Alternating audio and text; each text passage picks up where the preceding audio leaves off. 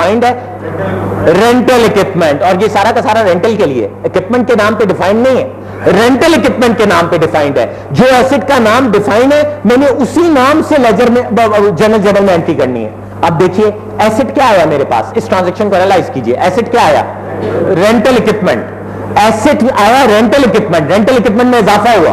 Assets में इजाफा क्या होता है सर, डेबिट। सो रेंटल इक्विपमेंट को दिसंबर 1 की सेकंड ट्रांजैक्शन, रेंटल इक्विपमेंट को डेबिट कर दिया, रेंटल इक्विपमेंट को डेबिट कर दिया। अच्छा जी अग्रीड, कितने से डेबिट कर दिया, 240,000, 2,40,000 का रेंटल इक्विपमेंट आ गया सर, 2,40,000 का रेंटल इक्विपमेंट आ गया, अग्रीड। कहां से आया, कैश दिया भाई, कितने का कैश दिया, 140,000 कैश गया, डिक्रीज हो गया sir, exactly sir. So cash 140,000 से क्रेडिट हो गया। ओके और क्या हुआ, 2,40,000 में से 1,40 का कैश दिया, जितने डेबिट्स हैं उतने क्रेडिट्स होने। अकाउंटिंग इक्वेशन में इक्वालिटी को मेंटेन रखना है सर। लायबिलिटी इंक्रीज की है नोट्स पेएबल की, नोट्स पेएबल की लायबिलिटी इंक्रीज की है सर, कितनी अमाउंट से इंक्रीज की है सर, 100,000 से नोट्स पेएबल की लायबिलिटी इंक्रीज कर गई है। Increase in liabilities are reported by credits, so notes payable would be credited by 100,000। दिसंबर 1 की एक और ट्रांजैक्शन होगी, कंप्लीट हो गया दिसंबर 1। अगली ट्रांजैक्शन दिसंबर 1 सर, वो कहते हैं इंटरेस्ट भी लूंगा इस नोट पे।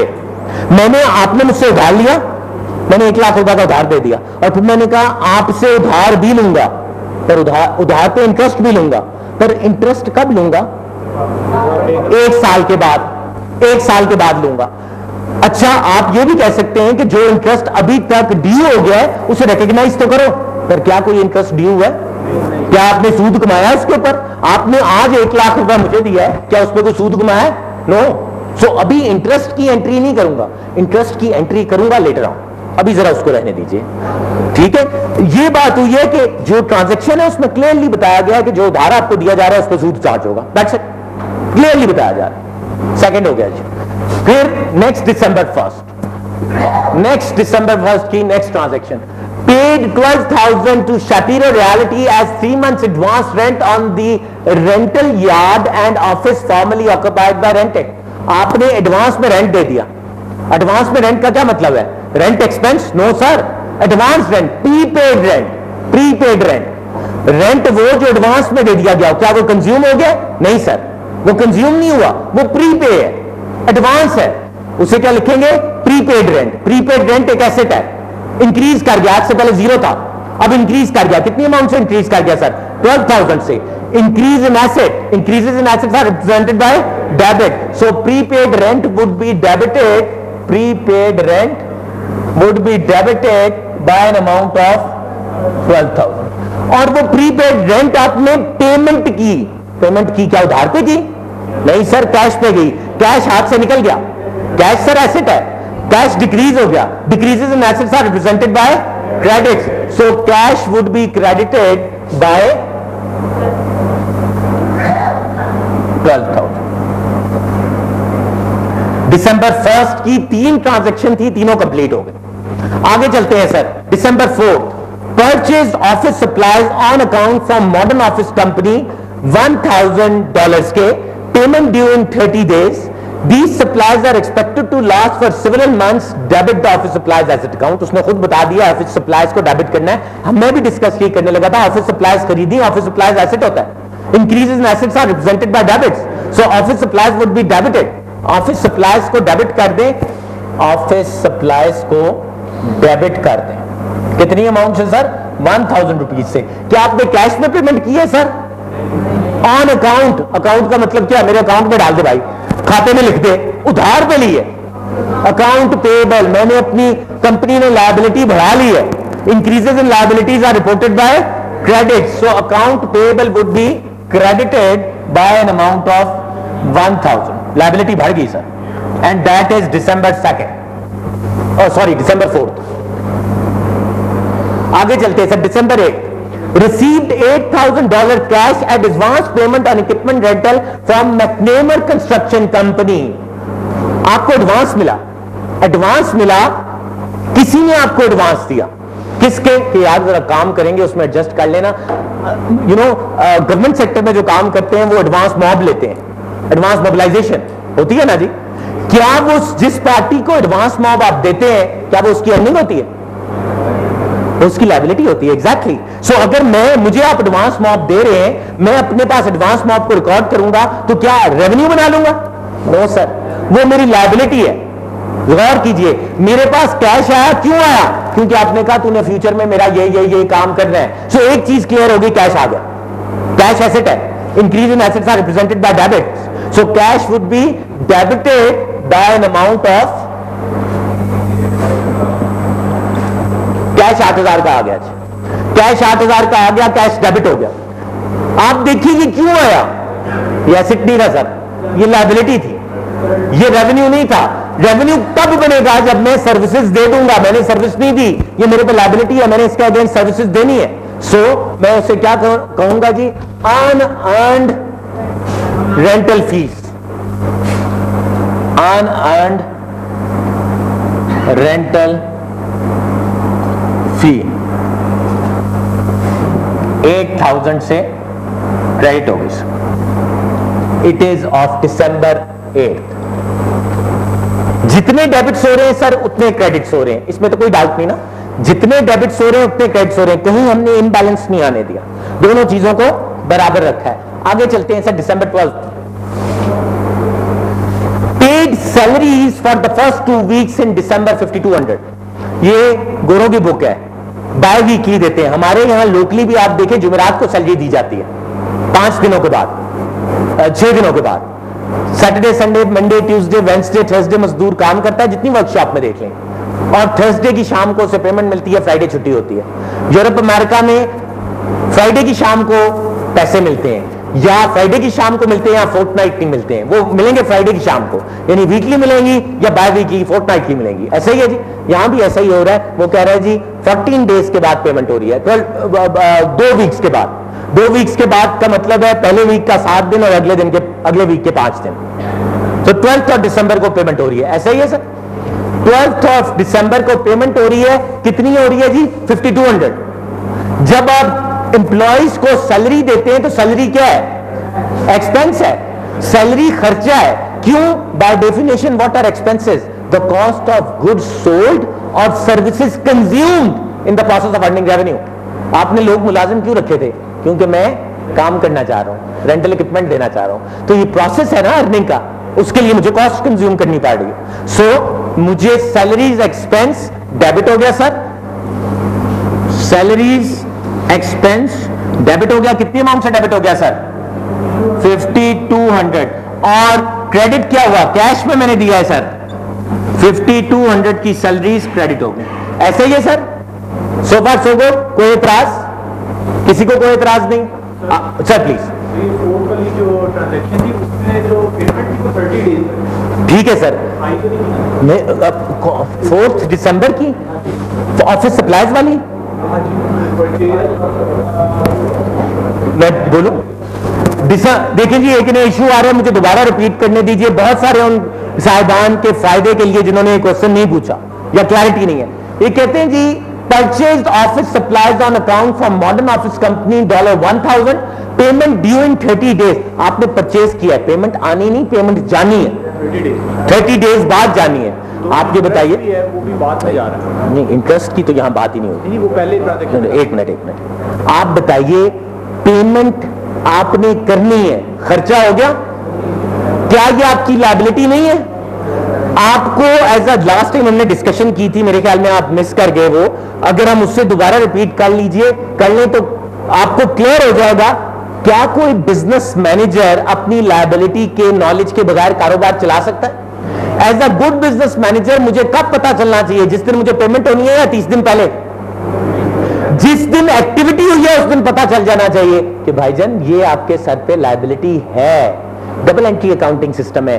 ट्रांजैक्शन हुई है तो उसकी रीजन है। ट्रांजैक्शन क्या हुई है? 1000 रुपए का आपने ऑफिस इक्विपमेंट लिया है, ऑफिस सप्लाईज ली है। रीजन क्या है? पैसे कहां से दिए? आप एज अ बॉस सोचें, आप क्या नहीं चाहेंगे कि एक एक चीज पे आपकी नजर हो? आपके ऑफिस में जो खर्चा हो या आपसे कोई कैश लेके करे, आपकी इजाजत से कैश का चेक आप साइन करते हैं, और अगर आपके नाम पे किसी ने उधार लिया तो आपको पता जरूर चले। आर यू गेटिंग इट और नॉट? नहीं, बिल्कुल ठीक हो गया, लेकिन हम ये कहते हैं इंटरेस्ट भी तो लाइबिलिटी है ना, जो हमने पे करना है 1 साल बाद। ओके, एक मिनट, मुझे ये बताइए, आप 1 लाख रुपया या मैं 1 लाख रुपया आपसे उधार लेता हूं, कहता हूं सालाना 10,000 दूंगा, माहाना 10,000 दूंगा, अभी उधार लिया आपने 1 लाख, मैंने लिया, साथ ही आप कहेंगे चल इंटरेस्ट निकाल। इंटरेस्ट क्यों लेते हैं? What is interest? आप लोग इंटरेस्ट पे सारे, इंटरेस्ट होती क्या बला?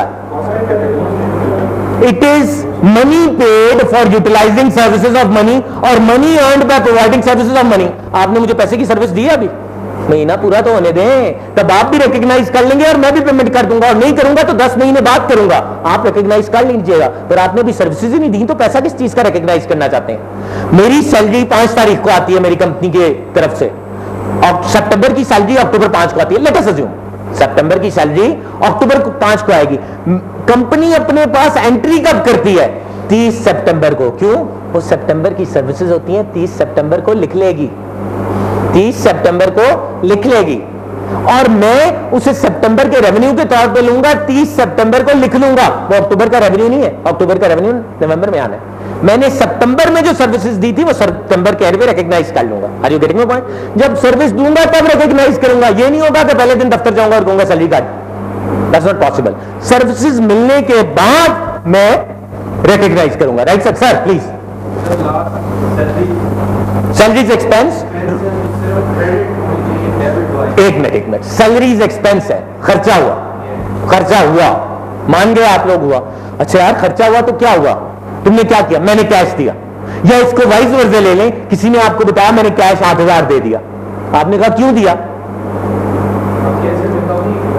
डबल एंट्री अकाउंटिंग सिस्टम, हर जो ट्रांजैक्शन हुई है उसकी रीजन बतानी है। ट्रांजैक्शन क्या हुई है? कैश चला गया, क्यों मेरा कैश दिया किसी को? कैश चला गया, इससे डिक्रीज हुआ, क्यों हुआ?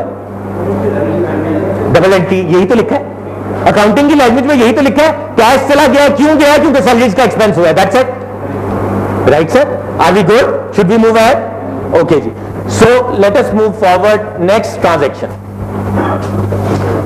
नेक्स्ट ट्रांजैक्शन जी, दिसंबर 8 हो गया, दिसंबर 12 हो गया।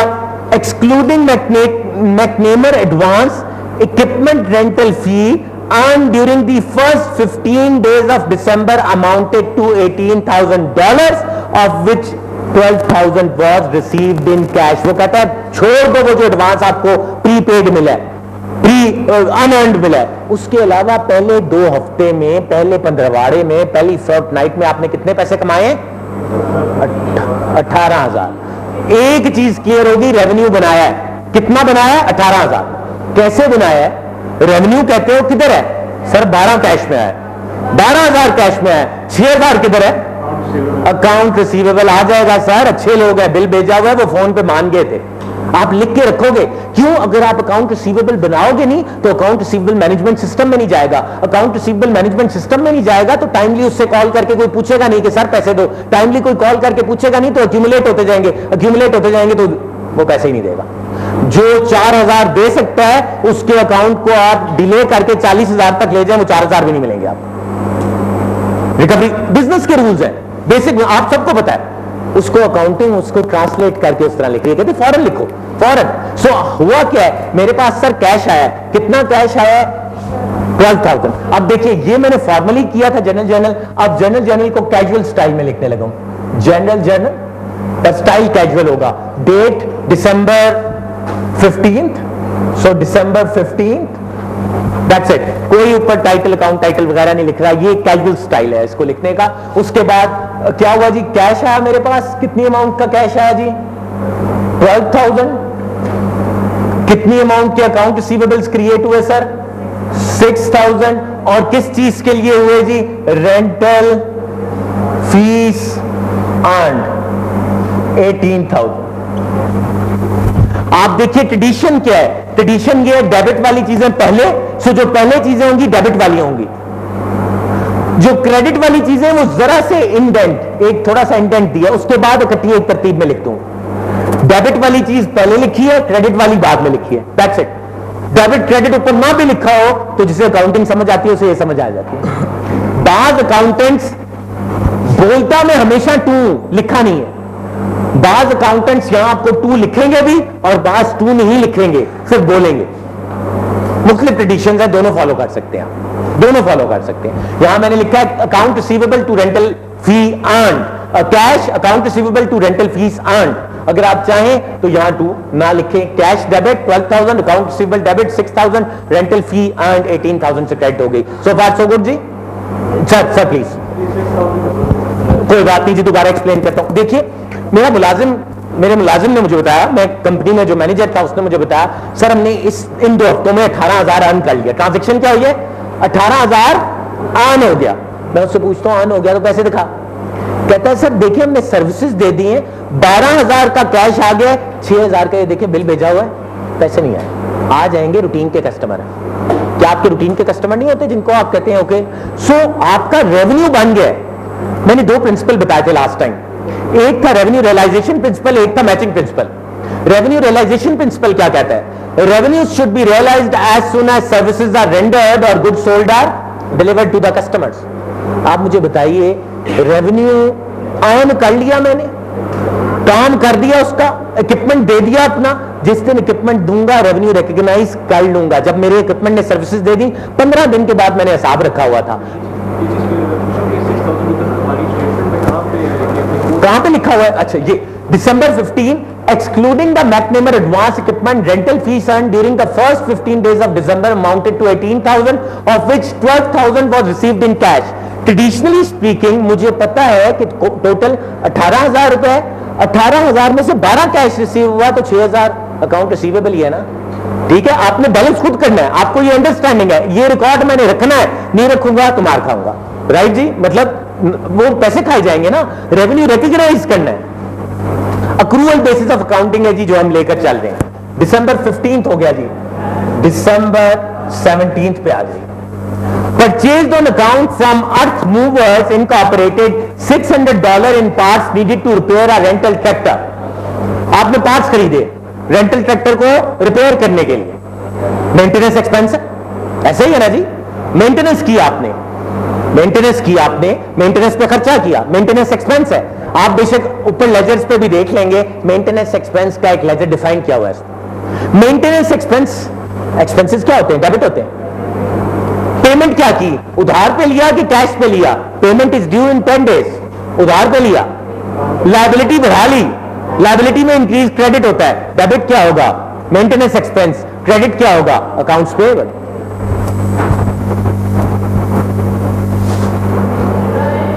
Maintenance expense to accounts payable. Maintenance expense कितना है जी? 600 टू अकाउंट्स पेएबल 600। December 17 था जी, अब December 23 आ जाए।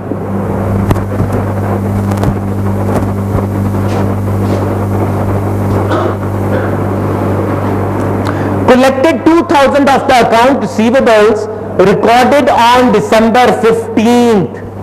वो जो December 15th को रिसीवेबल बनाया था उसमें से 2,000 कलेक्ट हो गए। अब आप ये नहीं कहेंगे मेरा रेवेन्यू है, रेवेन्यू आप रिकॉर्ड कर चुके हैं। अब आप क्या कहेंगे? कैश आया। मेरा मुलाजिम मुझे बताता है सर 2,000 कैश आया। मैं कहता हूं कहां से आया? वो जो अकाउंट रिसीवेबल थे उसकी कलेक्शन हो गई। इसका मतलब है कैश एसेट बढ़ा, increase in assets are represented by debits, तो cash would be debited by 12,000। On the other hand account receivable कम हो गया, अकाउंट रिसीवेबल क्रेडिट हो गया। सो कैश डेबिट हो गया जी 2,000 से और अकाउंट रिसीवेबल क्रेडिट हो गया 2,000। So far so good, are we getting it? कोई इश्यू नहीं जी। जी प्लीज सर। पीछे कहां से मैंने कहा, उसने खुद बताया, आप पढ़िए उसको। वो कहता है collected 2,000 of the account receivable recorded on December 15। उसने कहा है, मैंने नहीं किया रिलेट। December 15 की ट्रांजैक्शन पढ़ लीजिए। वो ट्रांजैक्शन क्या थी? 6,000 का उधार 2 कलेक्ट हुआ। Okay ji. December 23, December 26 rented a backhoe to Mission Landscaping at a price of $250 per year। Rented a backhoe to Mission Landscaping at a price of $250 per day to be paid when the backhoe is returned। Mission Landscaping expects to keep the backhoe for about 2 or 3 weeks। किस दिन आपने rent पे दी है? दिसंबर 26। कितने के लिए दिए? $250। क्या आपके इक्विपमेंट ने अभी सर्विसेज दे दी है? जब सर्विसेज दी नहीं तो क्या मैं रेवेन्यू रिकॉग्नाइज कर सकता हूं? क्या इसकी अकाउंटिंग एंट्री होगी? नहीं सर। ये जो भी बंदा मेरा वहां मुलाजिम बैठा हुआ वो लिखता जा रहा है तमाम दिन की ट्रांजैक्शन, वो डे बुक में लिखता है, वो रोजनामचे में लिखता है। अगर आपने कभी लोकल बिजनेस देखे हो, उनका रोजनामचा होता है, रोजनामचे में वो लिखता है मैं खातों में ट्रांसफर नहीं कर रहा, मैं जनरल में ट्रांसफर नहीं कर रहा। क्यों? क्योंकि ये अकाउंटिंग एंट्री लिखने वाली नहीं है, ये अकाउंटिंग एंट्री नहीं है। उसने सिर्फ अपनी याददाश्त लिखी है कि मैंने बैक हुई दे दी, 26 तारीख को दे दी, $250 पर डे के हिसाब से। अब जितने दिन गुजर जाएंगे उतने दिन का रेवेन्यू रिकॉग्नाइज होगा, अभी तो दिन ही नहीं है एक गुजरा। उसने इक्विपमेंट दे दिया, क्या इक्विपमेंट ने सर्विस दे दी? अभी इक्विपमेंट ने मैम सर्विस दे दी नहीं। वो इक्विपमेंट, मेरा इक्विपमेंट मैंने किराए पे दिया है। देखिए मैंने अपना घर आपको किराए पे दिया, 1.5 करोड़ का घर था, क्या मैं साथ ही लिख दूंगा आपसे 1.5 करोड़ लेने? मैं उसका रेंटल लेने का मिजाज हूं, आपका और मेरा एग्रीमेंट ये हुआ है, और रेंटल मेरा ड्यू का एज सच मैं एडवांस में रेंटल ले लेता हूं, पर रेंट वो मेरा वो अनअर्न्ड रेवेन्यू होता है। रेवेन्यू अर्न्ड कब होता है? 1 महीने के बाद, ठीक है सर। उससे पहले वो रेवेन्यू अर्न्ड नहीं है बाय एनी स्टैंडर्ड। हम लीगली चलते हैं, अकाउंट्स और लॉ का चोली दामन का साथ है, अकाउंट्स लीगल डॉक्यूमेंट्स है सर।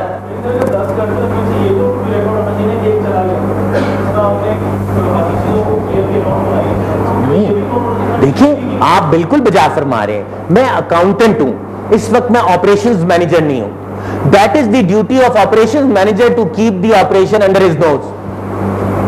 मैं अकाउंटेंट हूं, मेरे पे ड्यू कब होगा? मैं रुपए पैसे में हिसाब कब? हम ऑपरेशंस की बात नहीं कर रहे, हम कर रहे हैं रुपए पैसे में हिसाब। क्या मेरा पैसा ड्यू हुआ है किसी पे? नहीं। क्या मेरा पैसा गया है? नहीं। मैं किसी चीज का हिसाब नहीं रख सकता। मशीनरी कंपनी का एसेट है, एसेट मेरे पास ही है, उसका टाइटल भी मेरे पास है, मोस्ट प्रोबेबली वो इंश्योर्ड भी है मेरे नाम पे, कोई लेकर नहीं चोरी कर सकता। हम उसके साथ कारोबार करते हैं। देखिए नॉर्मल कारोबार में अब 2 चीजें आप समझने की कोशिश कीजिए। नॉर्मल कारोबार में जो आपसे उधार लेता है उसका भी उधार आप नहीं लिखते, लिखते रूटीन की बात होती है, नोट पेबल, कोई एग्रीमेंट साइन करते हैं। यूनिलीवर कितनी बड़ी फर्म है, वॉल्स उसकी कंपनी है, वॉल्स का दुकानदार पुराना खाता देख के कहेगा हाँ जी ये पिछले 25,000 रहते हैं वो दे दो, अगले कितने का माल डाल दूं? यही होता है ना, अगला माल डाल जाना, पुराने के पैसे ले जाना, और उसमें कोई डॉक्यूमेंट वो साइन नहीं करते, एक एग्रीमेंट तुमने इतना उधार लिया ये अकाउंट पे, रूटीन के माल के। This is normal, this not. हाँ डिलीवरी चलान साइन करा लेते हो, ये मैंने प्रोडक्ट तुम्हें डिलीवर कर दिया, दैट्स इट। आप उससे ये नहीं कराते कि तुमने मेरा उधार देना है, कोई एग्रीमेंट नहीं करते, रूटीन है। इसी तरह हो सकता है डिलीवरी चलान अगर उसे हैंड ओवर करना है, अगर मेरे ड्राइवर के पास नहीं है उसको हैंड ओवर कर दिए तो मैं डिलीवरी चलान पर, डिलीवरी चलान अकाउंटिंग डॉक्यूमेंट नहीं है, डिलीवरी चलान कुछ और है, हैंडिंग ओवर डॉक्यूमेंट कुछ और है, ठीक है। ओके सो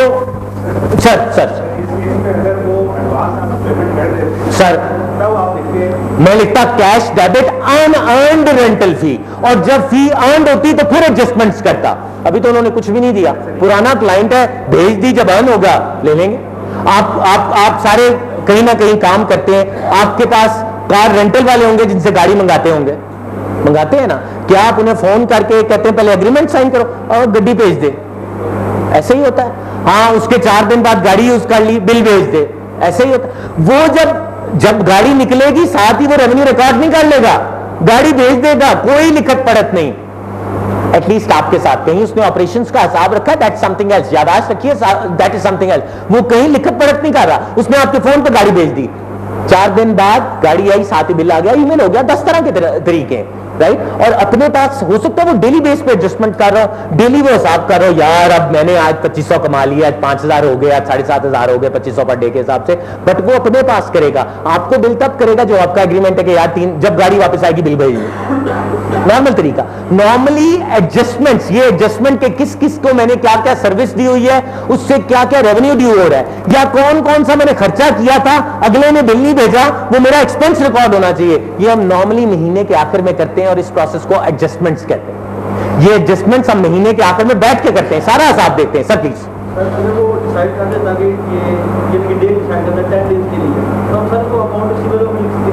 सर तब भी है, देखिए 10 दिन के बाद उसने डिसाइड किया कि पैसे, क्या मैंने सर्विस दे दी? जब तक सर्विस नहीं दी, क्या मेरा राइट है वो मेरा रिसीवेबल है? बैक हुई, उस तक पहुंचे, वो स्टार्ट करने लगे, बैक हुई सर्विस। मैं एक एग्जांपल देता हूं, वो कॉमन एग्जांपल है, आपको समझ आ जाएगी। अज्यूम कीजिए मैंने पीआईए का टिकट ले लिया कराची जाने का, राइट सर? पीआईए का टिकट ले लिया कराची जाने का, और कल की मेरी सुबह की फ्लाइट है कराची की, ठीक है सर? 20,000 का रिटर्न टिकट है, 10,000 जाना 10,000 आना। अब आप तो कहेंगे कि क्या क्या पीआईए को उससे रेवेन्यू रिकॉर्ड कर लेना चाहिए? नहीं सर, पीआईए के लिए वो लायबिलिटी है। कैश आ गया पर लायबिलिटी है। क्यों लायबिलिटी है? उसने मुझे सर्विस देनी है। आप कह सकते हैं कि सर कुछ तो उसमें से रेवेन्यू रिकॉग्नाइज करें। क्यों सर? इसलिए रिकॉग्नाइज करें कि अगर टिकट के पैसे तुम वापस भी लेने जाओगे तो उसमें से 2,000 रुपए काट लेंगे, ऐसा ही है।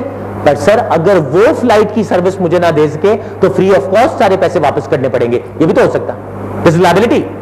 उन्होंने मुझे सर्विसेज नहीं दी ना सर, सो वो लायबिलिटी रहेगी। इसी तरह यहां मैंने सर्विसेज नहीं, अगर वो पैसे दे भी देते तो लायबिलिटी होती, रेवेन्यू ना बन सकता, मेरी लायबिलिटी होती। सर रेवेन्यू में ही नहीं करेंगे सर, लायबिलिटी में करेंगे। वो कहेंगे कैश डेबिट हो गया, लायबिलिटी क्रेडिट होगी, रेवेन्यू नहीं बनेगा। पैसा उनके पास जरूर आया और उनकी लायबिलिटी बढ़ी है, उनकी बैलेंस शीट में, इनकम स्टेटमेंट में।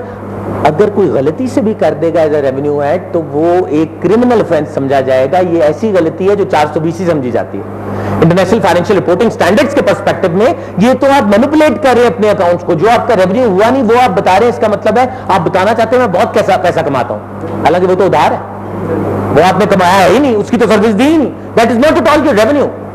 एनरॉन के स्कैंडल में, वर्ल्डकॉम के स्कैंडल में, जो बड़े बड़े फाइनेंशियल स्कैंडल है उसमें ये हरकतें हुई हुई कि लायबिलिटी को रेवेन्यू बना लिया। लायबिलिटी है, वो लायबिलिटी है, वो रेवेन्यू नहीं है। Are we good sir? Okay, आगे आ जाए। जब जहाज लैंड कर जाएगा उस वक्त, जब मैं जहाज में बैठा हूं तब भी रेवेन्यू नहीं बनता। जिस वक्त जहाज लैंड, हाँ वो बोर्डिंग कार्ड जरूर गिन के अकाउंट्स में, मतलब वो स्कैन जो कर रहे होते हैं वो अकाउंट्स में इंफॉर्मेशन चली जाती है। वो जो बोर्डिंग कार्ड्स को स्कैन कर रहे होते हैं उसका मतलब है अकाउंट में इंफॉर्मेशन गई है, पीछे अकाउंट्स में इंफॉर्मेशन अकाउंट्स के लेजर में। जिस वक्त वो लैंड करेगा साथ ही वो रेवेन्यू रिकॉग्नाइज हो जाएगा। जब तक वो लैंड नहीं करते रेवेन्यू रिकॉग्नाइज नहीं होता। आगे चलते हैं जी। दिसंबर 23 हो गया, 26 की कोई ट्रांजैक्शन नहीं। 26 नेक्स्ट पे आ जाए।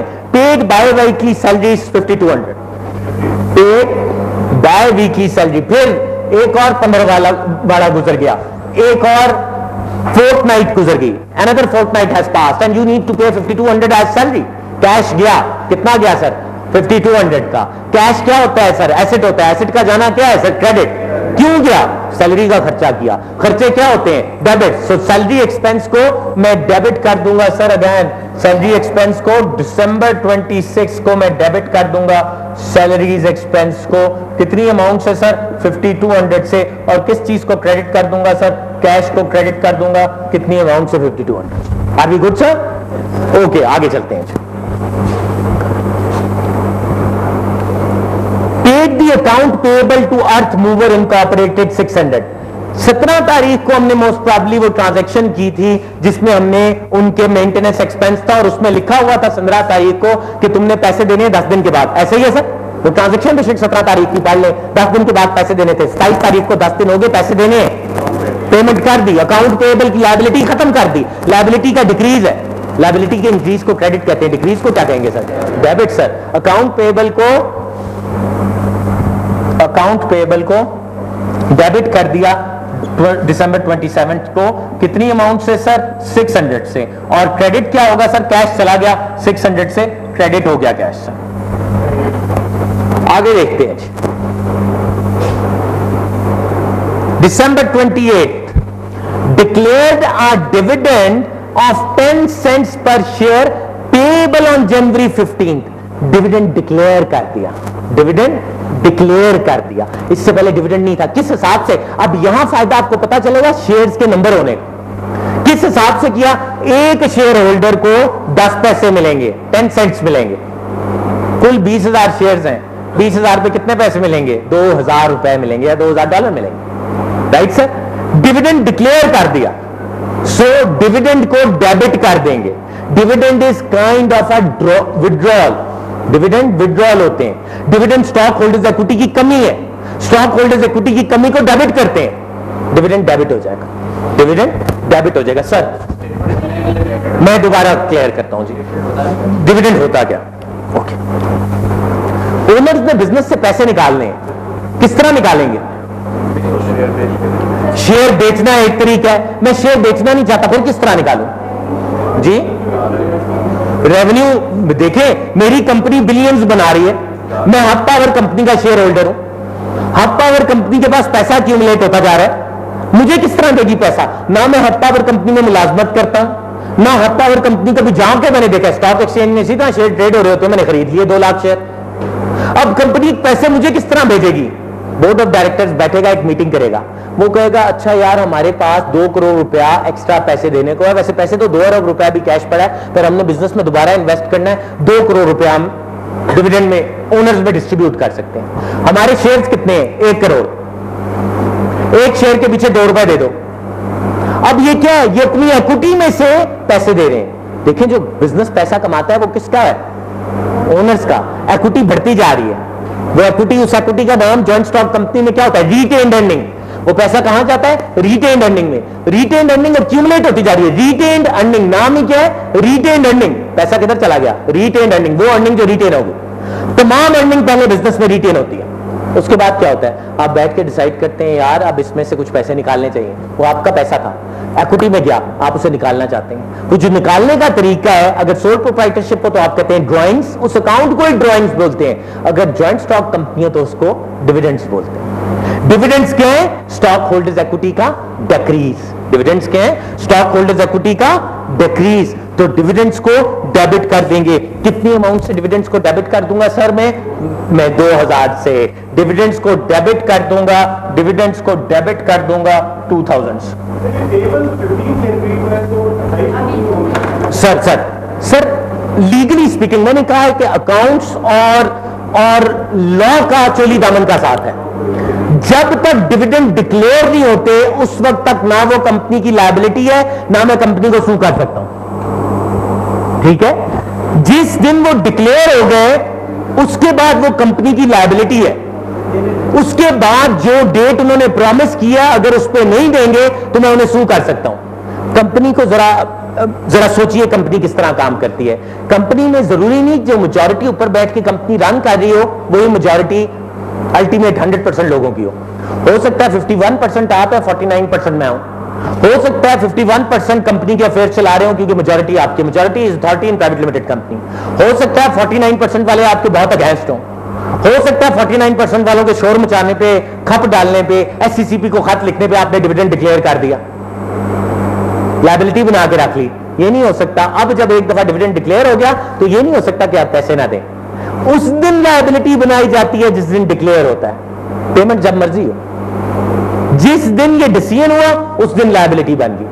अब उसके बाद आपने ये भी अनाउंस किया कि पेमेंट करूंगा। अगर पेमेंट नहीं करेंगे तो वो तमाम शेयर होल्डर्स जो कि मेजॉरिटी में नहीं थे, जो बिजनेस अफेयर जिनकी मर्जी से रन नहीं हो रहा था, जो मिनॉरिटी थे, वो आपको सू कर सकते हैं। सो ये लीगलिटी है कि जिस दिन डिक्लेयर करना है उस दिन रिपोर्ट करना है। क्यों? क्योंकि फर्दर लीगलिटीज है।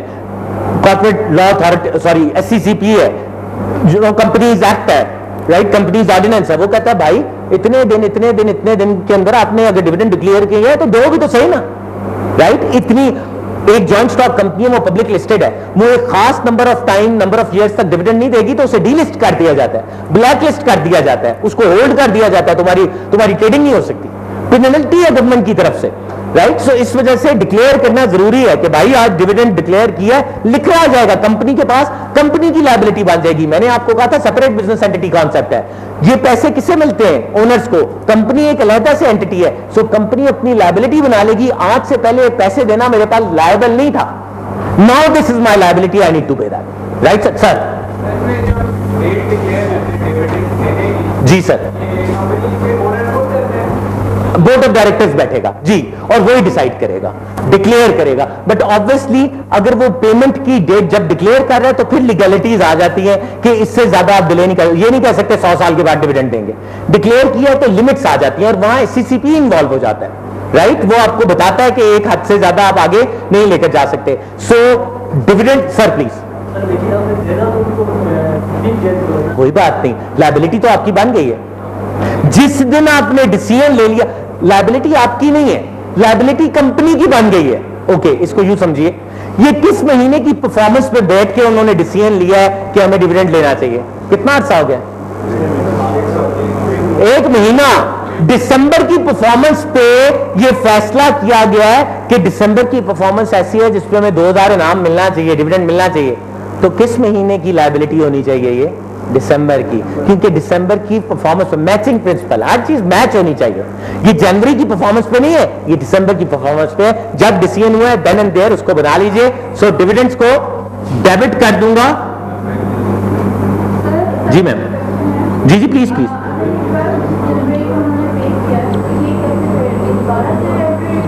देखिए मैडम, 10 जनवरी को उन्होंने पे करना है।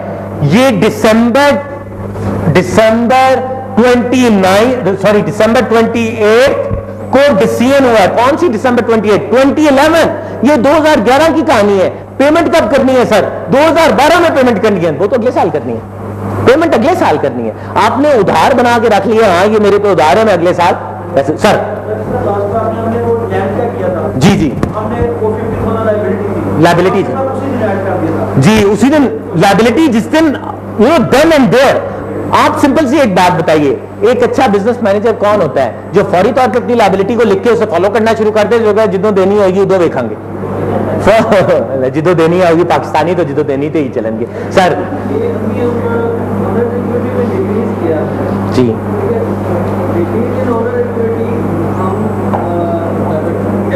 डेबिट होता है, तो डिविडेंड्स को डेबिट किया ना sir. Dividend basically owners equity का डिक्रीज है, इसलिए डिविडेंड्स को डेबिट करते हैं। अल्टीमेटली जब मैं प्रोसेस कंप्लीट करूंगा तो इसे ओनर्स इक्विटी के अंदर क्लोज करूंगा, आपको दिखाऊंगा ये ओनर्स इक्विटी के अंदर गया है। Right sir? मैम ठीक है, एक शेयर पे कितने पैसे मिले?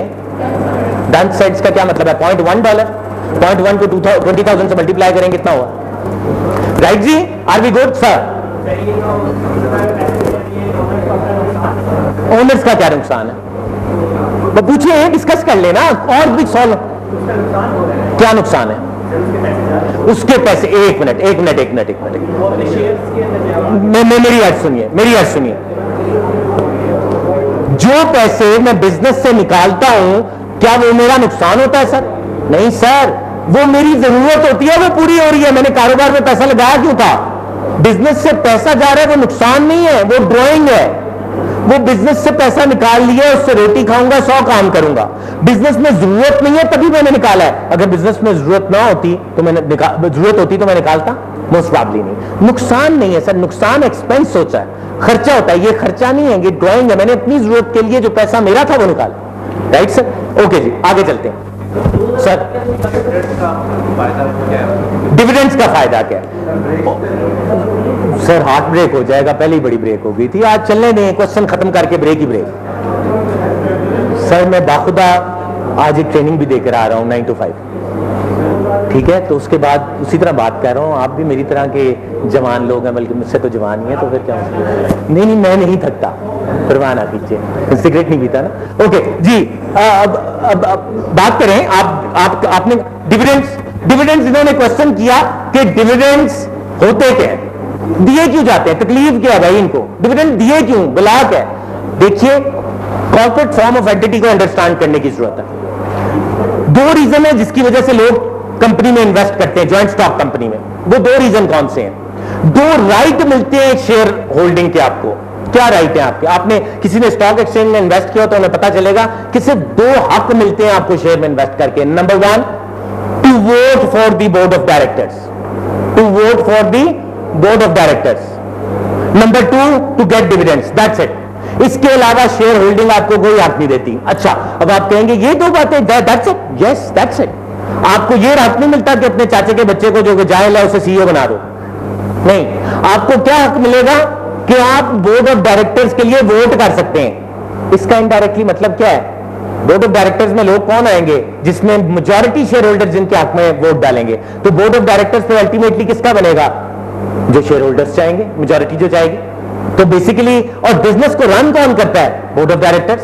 सीईओ कौन अपॉइंट करता है? Board of directors. तो अल्टीमेटली अथॉरिटी किसके पास आ गई? शेयर होल्डर के पास, बिजनेस रन करने की। नंबर 1, बिजनेस में से पैसा नहीं निकाल सकते आप सवाए डिविडेंड्स के, सवाए डिविडेंड्स के। Dividend is the only way to get money out of the business.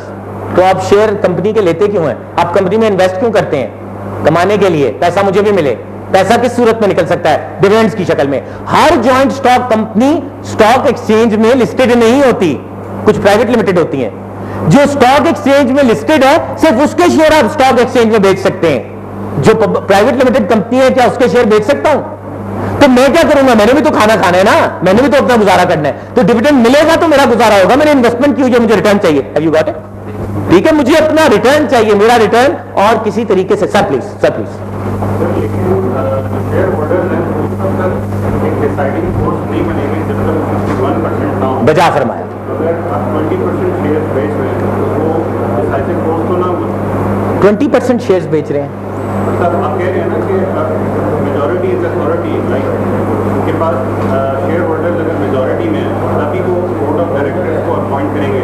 अगर वो मेजॉरिटी में नहीं है तो नहीं कर सकते। तो वो उसी केस में ओके, एक मिनट जी, मैं इनका कंफ्यूजन समझ रहा हूं, मुझे आंसर करने दीजिए, उसके बाद डिस्कशन करते हैं।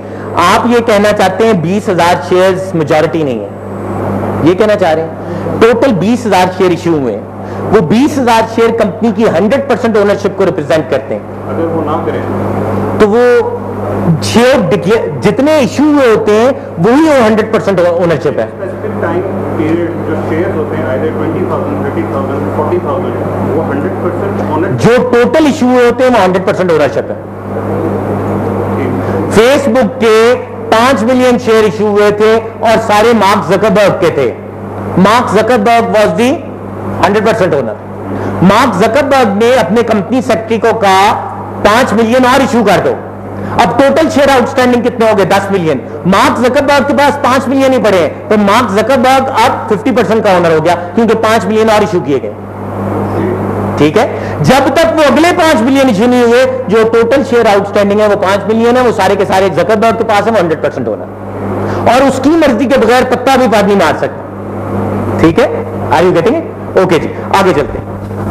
रिसीव द बिल, ओके जी, 29 दिसंबर 29 इन पर एक मुकदमा हो गया। They were named along with Mission Landscaping and Collier Construction as a co-defendant in a $25,000 lawsuit filed on behalf of Kevin Davenport. Mission Landscaping, जिन्होंने मुझसे 26 तारीख को बैक हुई मंगाई थी, वो है mission landscaping. Mission landscaping had left a rented back हुई in a fenced construction site owned by Collier Construction. After working hours on December 26, Davenport had climbed the fence to play on parked construction equipment. While playing on the back wheel, he fell and broke his arm. The extent to the company's legal and financial responsibility for this, एक चीज कोई miss हो गई थी। The extent of company's legal and financial responsibility for this accident, if any, cannot be determined at this time. एक important event हुआ है, किसी ने मुझ में मुकदमा कर दिया।